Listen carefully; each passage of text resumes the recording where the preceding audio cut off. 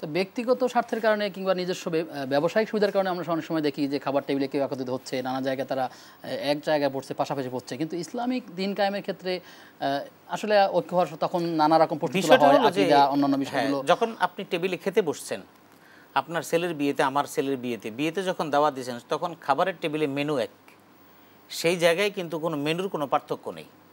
সেখানে আপনি আপনার ক্ষমতার বাইরে ওই জায়গায় স্বল্প সময়ের জন্য খাবার, এটার ব্যাপারে কারো কোনো দ্বিমত নেই। কারণ এখন ডায়াবেটিসে আক্রান্ত, উচ্চ রক্তচাপে আক্রান্ত, এটা আপনি দিলেও বেশি খেতে পারবেন না, এটা নিয়ে কারো কোনো মাথা ব্যথা নেই। কিন্তু যখন ঐক্য বৃহত্তর আকারে হয় তখন সেখানে অনেক ব্যাপার থাকে। সেটা হলো যে আপনার ক্ষমতা কেন্দ্রিক অথবা আপনার নেতৃত্ব কেন্দ্রিক আপনার অনেক কিছু, কারণ মানুষের পেটের ক্ষুধার চাইতে চোখের ক্ষুধাটা বেশি। খেতে পারে সকালে একটা পাউরুটি, একটা স্লাইস পাউরুটি, এক কাপ রং চা, কিন্তু সে কিন্তু কয়েক হাজার কোটি টাকা ব্যাংক থেকে নিয়ে আত্মসাৎ করে বসে আছে। তাহলে এগুলি কি খেয়ে সে মরতে পারবে? হাজার হাজার বিঘা সম্পত্তি সে বাংলো বানায় রেখে আসছে।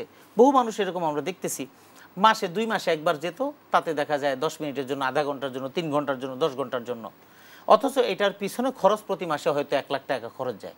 তাহলে এই বিষয়টা হলো মানুষের আকাঙ্ক্ষা। ঠিক খাবারের টেবিল একসাথে হওয়া সম্ভব, কারণ এখানে সীমাবদ্ধ সময়, সীমিত খাবার, কিন্তু বাহিরে ঐক্য হওয়াটা এই জন্য এটার মধ্যে আমার নেতৃত্ব, কর্তৃত্ব, বিশাল বড় সুবিধা, স্বার্থ সংশ্লিষ্ট অনেক বিষয় রয়েছে। এই কারণে ওই জায়গায় গিয়ে ঐক্য হতে পারি না। জি। তো এই নেতৃত্ব চেয়ে নেওয়াটা ইসলামের দৃষ্টিতে কেমন? এটা অনেক সময় অথবা নেতৃত্ব পাওয়ার জন্য একটা গ্রুপ তৈরি করে তাদের মাধ্যমে জনসমর্থন সৃষ্টি করা, এটি আসলে কিরকম? খুব ছোট্ট করে যদি আমাদের জানান। আসলে বিষয়টা হলো কি, ইসলাম আমরা আমাদের মতো করে বুঝি। নেতৃত্ব চাওয়াটা এটা যেমন ইসলামী শরীয়তে বৈধ নয়, আবার নেতৃত্ব নিজে চাই না, কিন্তু একটা গ্রুপ ক্রিয়েট করে তাদের মাধ্যমে প্রেশারাইজড করে একটা সিস্টেম মতো, এটা হলো হিলা বলা হয়, এটাকে বলা হয় কৌশল। এই হিলা বা কৌশল এটাও না জায়েজ। যে কোনো জিনিস, যেমন এই যে আমাদের প্রচলিত সমাজে আছে হিল্লা বিয়ে, মানে হিল্লা বিয়ে মানে কি হলো হিলা, তার মানে হলো কৌশল, অথবা হিল্লা যদি বলা হয় হালাল থেকে, তাহলে হালাল করা দুইভাবে হতে পারে। তার মানে হলো অর্থাৎ এটাকে একটা কৌশল করে আরেক ব্যক্তির সাথে বিয়ের একটা কথা বলে তার সাথে চুক্তি করে, তোমার 10,000 টাকা দিলাম, তুমি বিয়ে করো, বিয়ে করে তুমি তার সাথে কোনো স্বাভাবিক সম্পর্ক করবে না, তুমি পরের দিন ছেড়ে দিবে। এটা হলো হিল্লা বলি আর হেইলা বলি, দুটোই এর ক্ষেত্রে প্রযোজ্য, মানে হালাল করার প্রক্রিয়া অথবা একটা কৌশল অবলম্বন করে তাকে আমি জায়েজ করলাম, এটা সম্পূর্ণ না জায়েজ।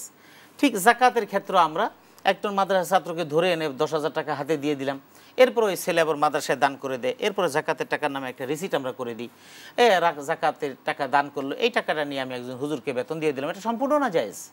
এটা যেভাবেই ফতুয়া দেয়, অমুক জায়গার ফতুয়া, তমুক জায়গার ফতুয়া, এগুলি হিলা, এগুলি কৌশল অথবা হিল্লা, যেভাবেই আমি বলি না কেন। ঠিক নেতৃত্বের জায়গায় আমি আসলে পদপ্রার্থী হতে চাই, এখন আমি বললে সে আমাকে পদপ্রার্থী বানাবে না, সেজন্য আমি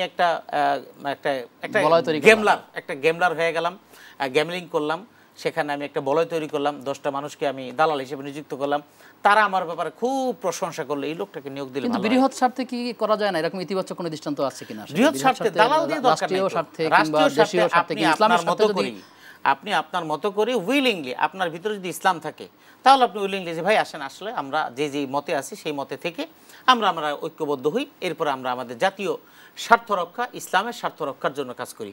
কিন্তু এখানে বাস্তব কথা হলো ইসলামের স্বার্থ রক্ষা যতটুকু বেশি জরুরি, তার চাইতে ব্যক্তি স্বার্থ ততটাই বেশি জরুরি। তার মানে হচ্ছে যে নেতৃত্ব চেয়ে নেওয়া যাবে না, এবং চেয়ে নেওয়ার জন্য যেরকম কৌশল এটি অবলম্বন করা যাবে না। আর ব্যক্তি স্বার্থটাকে জলাজরুরি মানুষ না দিতে পারলে ততদিন পর্যন্ত কোনো ক্ষেত্রেই না, পারিবারিক ক্ষেত্রে ঐক্য হয়, কারণ আপনি দেখবেন পরিবারের ক্ষেত্রে জমি জমা ভাগ বাটোয়ারা, একজনকে স্যাক্রিফাইস করতেই হয়, সবাই চায় ভালো জায়গাটা, তখন একজনকে বলতে আচ্ছা ঠিক আছে আমি মেনে নিলাম, তো একজনের স্যাক্রিফাইসের কারণে অনেক ঝামেলা। ইসলামী দলগুলোর ক্ষেত্রে আসলে এমনই ছাড় দিয়ে আসলে এরকম করতে হবে। আর কিছু মানুষ আছে যাদেরকে ছাড় দিলেও কাজ হয় না, তাদের ব্যাপারে সতর্ক থাকতে হবে। জি।